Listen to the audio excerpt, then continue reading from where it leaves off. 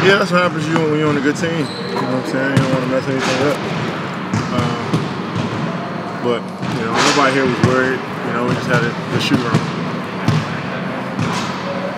What have you thought of what JaVale's done in that? I think he's learned a lot from Zaza and Draymond and D.West.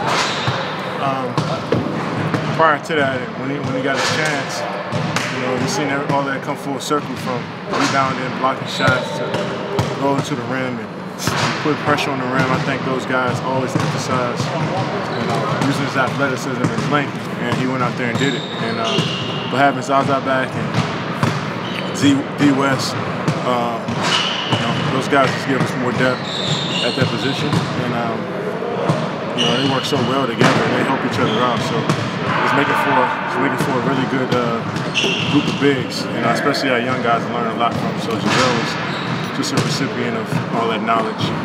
Steve said was the original plan for you yesterday. When did you find out he also got it yesterday? After the game, Sunday, yeah. He came and told us that you know, if we wanted Thursday off, we could take it. And of course, we took it. I mean Wednesday, sorry. Yeah. Wednesday off, and we took it. So that's just important, especially coming off a long, hectic weekend. And, you know, so glad we got an extra day. There's All-Star weekend obligations, and then you have to. Yeah, it is draining. It's fun, but there's a lot to do. It's not a break. A lot of my buddies in the league on the beach, in the sun, hanging out, and most of the guys, all-star guys, would run around, doing events, you know, playing the game, dunk contest, all that type of stuff that comes with All-Star break, All-Star weekend. But it's still fun. It's still an honor to be an All-Star, and you know, still had a great time. Were you able to get just kind of rest? Nah, but I can. I hung out for a couple days and got away from the game, and it was much needed. When he told you, when you see those videos, like football coaches telling the team, like, you guys are having one day off, was it like, No, it wasn't.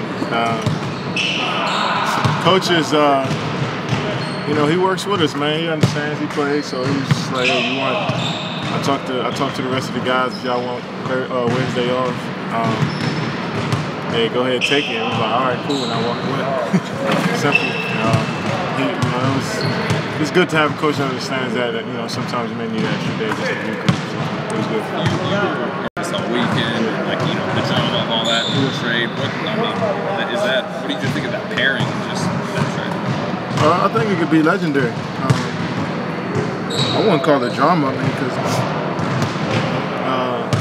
none of those guys were stressing. I mean, and I'm sure he didn't even know he was getting traded right after the game. And, you know, that's how this business works, man. You know, you could be traded in your sleep. You can move. Everything just happens so quickly, and it happened for Cuz. And you know, I know AD is excited, and Drew Holiday and the rest of that organization and that city getting a great player. I think they're going to do well together. Have you even thought about the face, you guys? Yeah. Have you thought about that potential for sure? Oh yeah, you see all those teams down there from. Well, SAC was down there now. I don't know how that'll work, but you see, you know, Denver, New Orleans, Minnesota, those teams, young teams, man, all going to, you know, present a tough challenge for us. So especially them two, having those two monsters down in the paint, it's great for the game. It's great for, you know, it's good to see Cuz in an environment where they actually want them.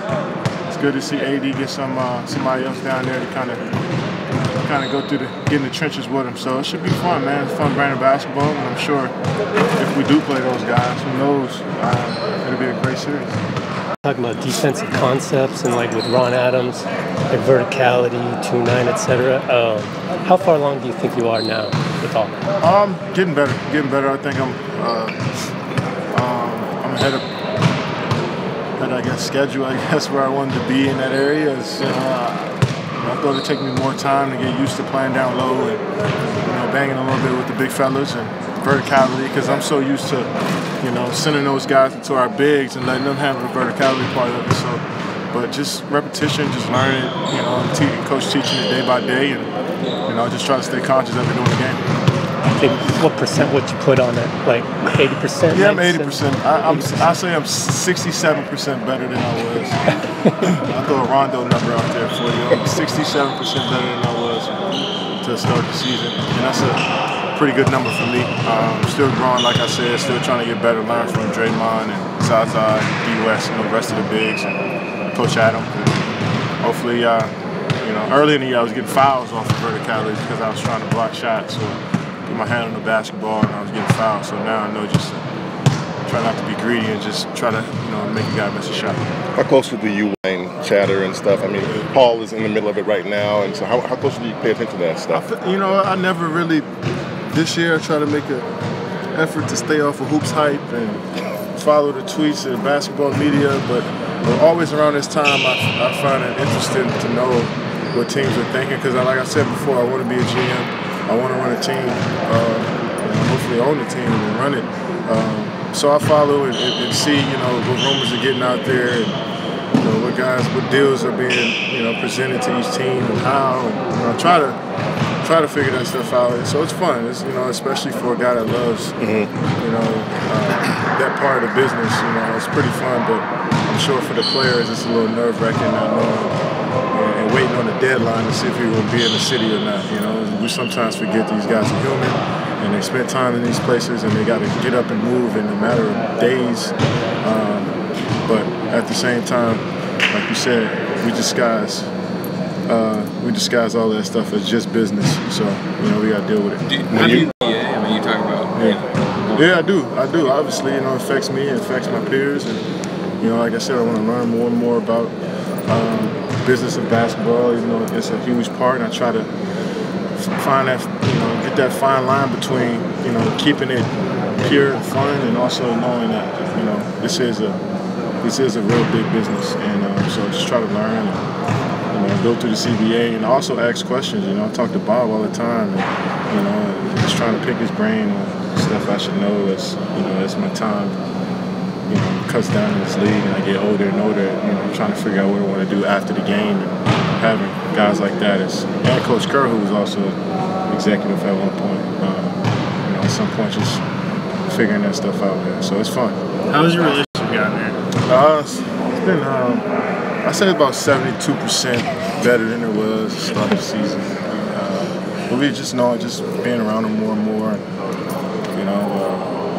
having dinners and just small talk throughout the facility here and there. When I first decided to come here, the first guy to hop on the plane, come see me again out in New York, and so we built a relationship off of that. So, like I said, he's always been since the beginning of the season, trying to make me feel comfortable being here and welcome me to the family, and it's been great, man. So our relationship is only going to grow and get better. Great, thank you.